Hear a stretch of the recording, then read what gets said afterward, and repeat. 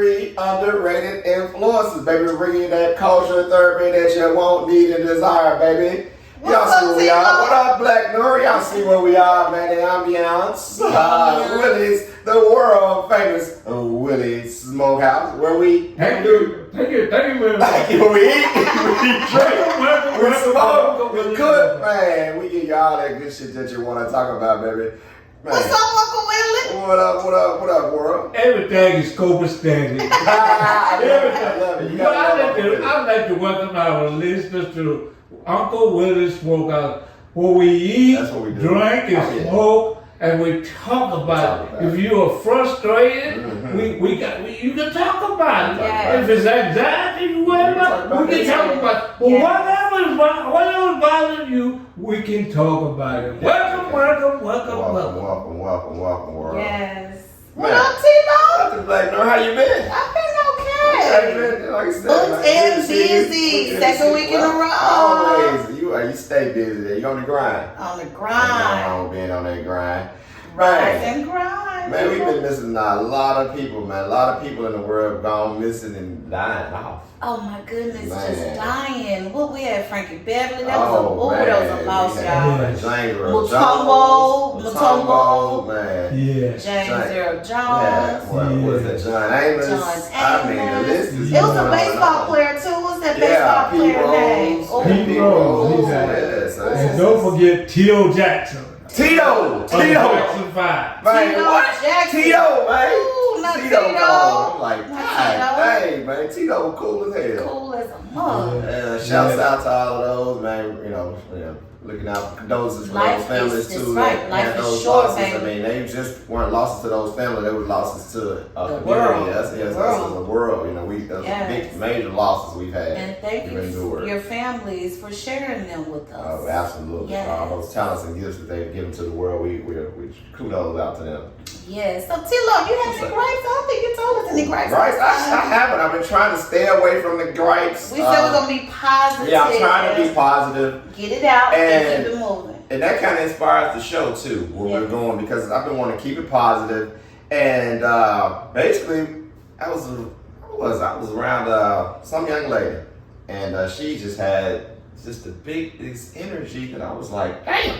It kind of was, it was spilling over and it was coming out. I love people like that. Like, that's why I be trying to surround my people, myself around that type of energy. I'm tired of that negativity, or you hanging out with somebody everywhere you go, they gotta have something to complain about and fuss about and gripe. I'm over it. Yeah, that was Big Ray from Florida. Big Ray. Big Ray was like, man, big energy. I love it. Like, she was huge. I was like, just when you get a person like that and they can just light up the room, they can make you feel good. Yes. That's what you want. You want a person that's gonna come in and just like change your whole mood and be like, yes. And that's what we want. And that's kind of, what the topic we want to do. Did you have any gripes before I get into that topic? I don't have any gripes today.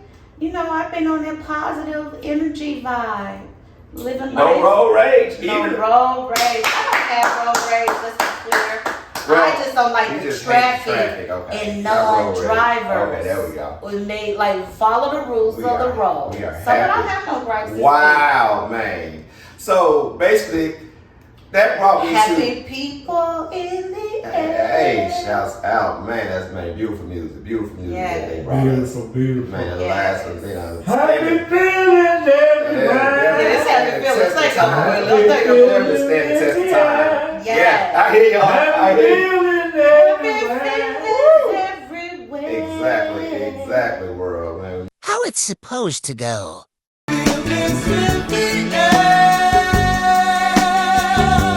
Missed that. Like I said, we got that music that'll live on forever. But reading context clues is going to be the topic. Pretty much context clues that it has to do with energy and how they work hand in hand. Yes. They do. It's like they coincide together. And that big energy kind of was like, damn, when you're reading the context clues, whether negative or positive, you need to read those when you go in a room. Or anywhere you need to read when you go to work. I think I tried to do that, but the downside of me doing it, I think, I don't have a poker face with it. So I'm reading the room and my body and my face was showing. I gotta work on that. Well, Yeah, you do, but you don't, honestly, because you want people to pick up on that. Oh. And that's where it goes, because if you pick up on the context clues, you'll know how to handle the situation, because you shouldn't have to put on a poker face. We should be able to adapt to you. And we coming in, especially in your world, in your environment, stepping into there, you can read the room and you can know how to handle you. Just say if your husband. That's what I do. I try to do a temperature check. Like, okay, let's see where we are. What's the vibe today? Exactly. Who's what, where? So I know how to adjust and act accordingly. Just say your husband coming home, Nora, from work, and you're in the kitchen, and you had a shit day, and it's gonna show. And if he picks up on those context clues, he should come in there with a whole clear mind and be like, let me not even come in there with my shit first. Let me see what's going on with her, and then we can say, hey, we can get to my shit later. Let me go in there, calm this situation, diffuse her, get her good, rub her shoulder, whatever I need to do to hear about her day, and then we can move on to his shit. Because I'm sure he got his shit too. Yeah, absolutely. But if he reads you and reads your non-poker face, he should be like, look, let me read her. He should know you. Yes. You should know your significant other. You just got to know people who you work with. You got to know how to read those context clues. And once you read them, you know how to handle that situation. That's right. And that'll help out, and that'll help the whole thing. Because if he going there and left and don't even realize your context clue that you already pissed, and then he bring you some more piss, what you think? What is it? Gonna escalate? It's gonna escalate and it's gonna be a damn man. What? And then both of y'all gonna be like fuck and pissed. Yes. So that's how important those context clues are. So what are some signs? How do you pick up on it? Okay, so basically the body language is everything. Language, okay. That's number one. And go in there, listen. Don't just number two, listen. Don't even go in there just running your trap. Because some people just come in like just start talking about what they got going on. Hey, I had a exactly. read that you was already in the phone. Yeah, you gotta go in there and speak.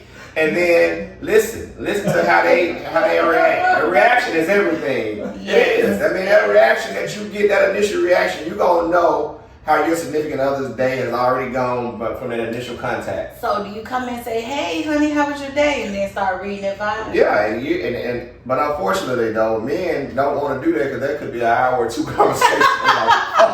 Once you ask woman how her day is, I'm just saying that can go on, but that's what you signed up for though. So don't get mad jumping out there, men. Richer or poor, better or worse. It is. So just listen to your like woman. Our last episode. That shit don't pay out though. That shit'll pay out later on. Yes. You want some shit. Because you help her debrief her day, then she'll make you feel good in a special way. Hell yeah. So it pays out. So that's what you got to do when you come into that room. Don't come in there blasting. Yes. We have to listen to the fire. We got to listen. And she gonna lash out and take it out on you. Exactly. You got to be considerate to others. Yes. You have to be. And what's going on with them. Yep. Then you can bring your shit on them. So stop putting self first and then tend to people around you first. Exactly. And then it'll pay out the rewards. They'll feed you back. So beneficial.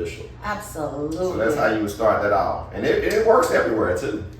I mean, just think about your work environment. At work, with your friends, family, maybe. Have you ever been at work when you know, like, the boss or the CEO comes in, everybody knows, because they change. You change up, you sitting up straight. You code switch. You code switching because you know this man is a woman that comes in. Might be putting you on their microscope. They and they context clues.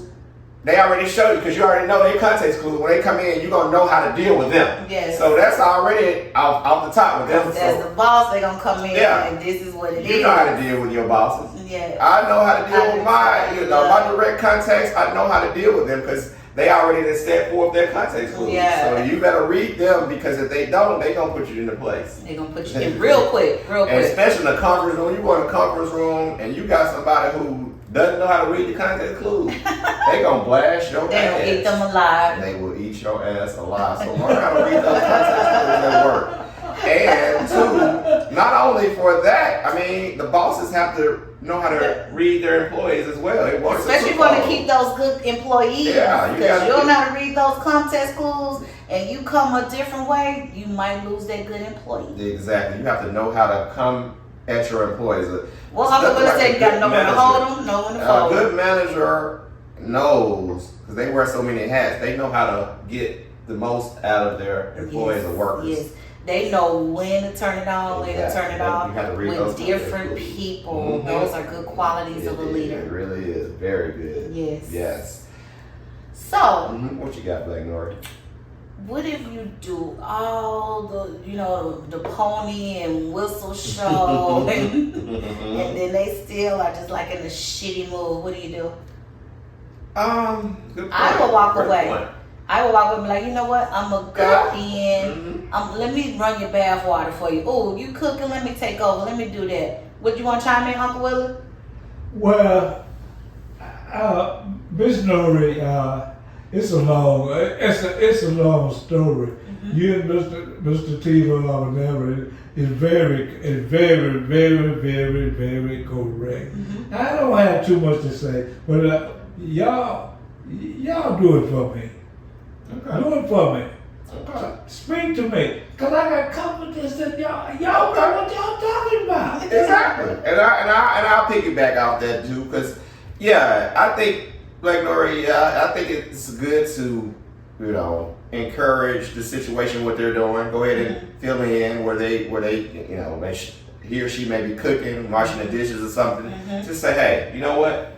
I got this, and leave it at that. Sometimes saying nothing and actions speak way louder than words, and they like, look, okay, or say, look, you know what? Don't even worry about cooking it. Now you see them trying about to start cooking. Say, look, no, don't even worry about that. I'll go pick up something real quick. Or I got this. My husband good to do that. So that's walking away and not saying anything and getting your actions do speak volumes. Because I think when you do jump in and do it, then it makes that person who had the bad day, they kind of sit back like, oh, okay.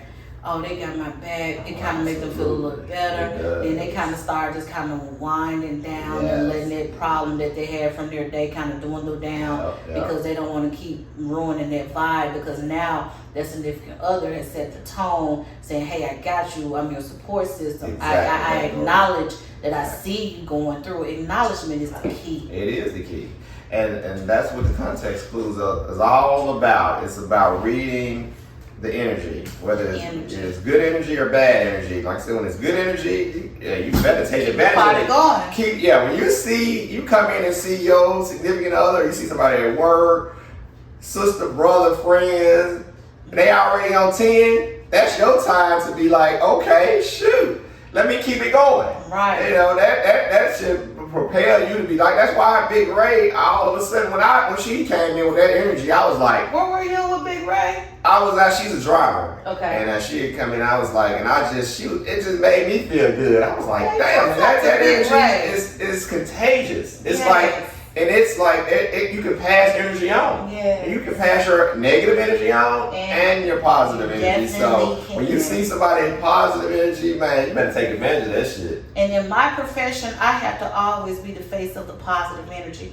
So, but however, with that being said, once I get home or in my own space, I feel drained or whatever. Mm-hmm. So when you pour out into so many people, you got to find a way to replenish yourself. You need that outlet. And so that's why we have to read those context clues for better or worse. And, yes. And just let's stop being selfish. I think you said that earlier. You have to let's think about the other person. Yes. Let's think about when you're walking into their environment, read the context clues, whether negative or positive, and feed into it and give your positive input, whether it's talking to them, asking them, whether it's doing something, whatever it takes, you need to do that. Start massaging them shoulders. Start taking over cooking dinner. Or say, hey, I'm going to go out and get something. Exactly. That, man, goes all the little things, the little things go a long way. We love the flash and good gifts and monetary things, but when you're having a bad moment emotionally, those little things help a whole lot. They are freaking priceless. And so another context clue point, when you will see a parent flip out, their context clues can change so rapid when it comes to that child. You say something wrong to a mother or father about their child, and you watch that how their energy changes. Yes. That shit can go from you up here and you say one thing about that child, man, they will be the devil on your ass. They will turn into the devil on your ass. Real quick. So you have to be careful in fucking with somebody's, energy. Don't fuck with somebody's energy. I mean, not only do you can change it quickly. Yes. You have to realize that not only if reading it, but changing it. Yes. You can change it. Tilo said they gonna turn to the devil. The devil exists, Tilo. I don't know. Referencing. I'm just referencing y'all shit. Y'all don't even want me to get into that. I'm not going to entertain that today, world. I mean, he said it, just feed it off their energy. I reference all type of bullshit all the time. So it's not but people only reference things that they believe in or they like. Bullshit. Unless they combating it. Oh my God. Don't forget to chime in, guys. We always want to know your input. Oh, we do. So, Tilo, you said context clues in the household. Mm-hmm. How do you pick up on those clues with your coworkers? Because at work, you have to be very careful how or what you say to an employee, because they can flip it into a whole harassment type of situation at work. So at home, you can freely just but at work, if you pick up on those content clues, how do you kind of handle or couture those? You have to walk that straight line, because this day and age, the way people are so damn sensitive and looking for a lawsuit from left to right. And it's like, so you can't say shit these days. So you better walk that line fine as fuck, because you cannot say a damn thing that. Or you might be in the office for a harassment situation. They can get you people in jail. Yes, lawsuit. That's serious. It's bullshit. So how do you handle those context clues at work, and then when do you actually say something as opposed to just ignoring it? And can you say something if you feel like it's more so a friend or just, or not saying ignore. Yeah. Ignore. Just to be on the safe side, to protect yourself, you just have to ignore. Because even if it's a friend, somebody might overhear it, and they gonna be like, fuck with me. So it's just stay away from it. Yep. Read the context clues with your employees, your fellow employees, peers, whatever. Whomever, colleagues, just read those context clues and just ignore them at all costs. I mean, you're going to have some instances where you cannot, but you better walk that line very fine. Ooh. Yes, absolutely. So what about with friends, Tilo? Because it's almost like you feel obligated to try to give positive feedback to your friends. Yes. But sometimes they don't receive it well. Ooh. So how do you handle picking up those context clues with your friends and then filtering out or giving them some suggestions or feedback? Because sometimes that could jeopardize that friendship. It could. And I guess you won't know until you know what type of friend that you're really dealing with, because you need that. In a true friendship, you need to be brutally honest with your friend. Because I agree. If you can't be brutally honest with your, it's not a real friendship friend, then it's like, what are we doing? We're just playing. And exactly. That goes back to, like I was talking about the last episode, one of my gripes. I don't need fake friends. You can't pick and choose when you want to be my friend, and then you off doing something else. And then, now you're going to do a part of this, you're going to do. It don't work like that. So I need true friendship, and I want true feedback, but everybody can't handle that. They cannot. And therefore, and I respect people that as a true friend, let's just say, look, certain shit, if you my best friend, Black Noir, I say, look, certain shit I just don't want you to tell me. If you find my wife, if you find my wife cheating or something, just don't tell me then. If I'm telling you that, I'm just saying, if I tell you something I can't handle, then respect it. If I'm like, look, certain shit I can't handle. If I know you're gonna be brutally honest with me, I'll be like, you know what? Certain shit, just don't tell me then. So then, are you saying you need a checklist with your friends so they know the do's and the don'ts? Like, we need deposition notice? If you can't handle it, I mean, because if if you got a friend that you know ain't got no filters, you might be like, look, some shit I want you to hold back from me. You might have to tell them. So you might have to give them that disclaimer. You're gonna have to, because unless you know that they gonna, if you can't handle it, then you gotta know, you know who your friends are. You know what they can handle. So if I'm a friend and I know something you can't handle, I'm just not gonna say it. You know, because we are very close. So certain shit I know not to bring to you because I know you gonna go left with it. Oh, vice versa. So that's what I'm saying. Exactly. So I know, because I know if I say certain shit to you, you gonna go off the handle. Well, but this is the thing. In all fairness, can I not go out the handle with my true circle of friends who I know is like my true? You should, but because it might not be that I'm directing it to you. I'm just expressing how that topic made me feel. So it might not per se. See, that's what I'm saying. Like, so where do we talk? That's what I said. I mean, personally, I just know where to cut it off. With all my friends, I know where to not take stuff, and certain stuff I'm just not going to say to them. I think I want y'all to say it to me. No matter what it is. But please receive whatever I say with a grain of salt, because I'm not, more than likely, I'm not directing it to you. I'm just expressing how that certain thing made me feel. Okay, fair enough. But I'm going to do me. So, and that's all I can do. So with your other friends, because I know you have some friends who you grew up with, do you feel like you have to kind of like sugarcoat or filter? No. Like you feel like you just tell them? I don't have a lot of friends. But shouts out to one of my friends. I took him out for his birthday. It's actually today. Tisdale from Memphis. Happy birthday. So yeah, and that's one of my, if I consider the day one friends, he'll be one of my day one friends. We talk about everything. Okay. It's not much that I would hold back from him. I can't even see really holding back anything that I would know. And if I would, I'm trying to think, would I hold back anything from him? I don't think I would. Could you take anything that he brings to your attention? Or you like, hey, tell me? I think I could. I think he tells me most stuff, most stuff. But I just don't think he can be completely 100%, maybe 99.9%. But it's always, I think it's something that you keep. I think it's going to be something, because I can agree with that. That's it. And I think, like I said, you're gonna, and that's one of the people that I can say I'm almost 99.99. And if it's that 1% thing, then I probably won't never share with that. That'd be my own shit. That's for me. Yeah. And I'm not going to share that with anybody. You can deal with that. I agree with that. And that's how I feel about that. What about significant others? Because that could be, that could turn into something. Same. I think it's the same. 99.9. I think you should be. Okay. I don't think a lot of couples are. I don't think you're admitting everything. I agree with that.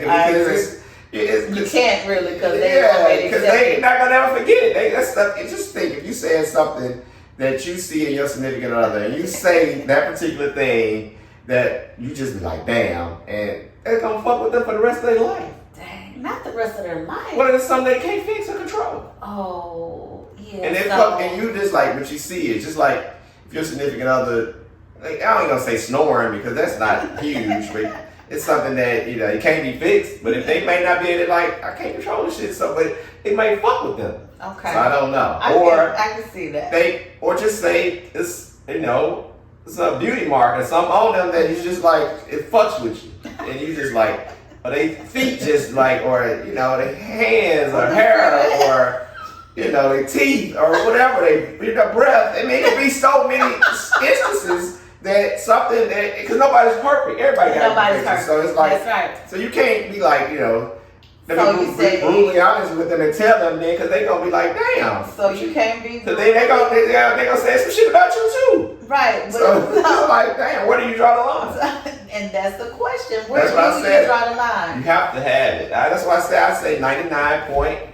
Even with your significant other, I say 97%. But keep them 3%. Don't say that shit. That's your man.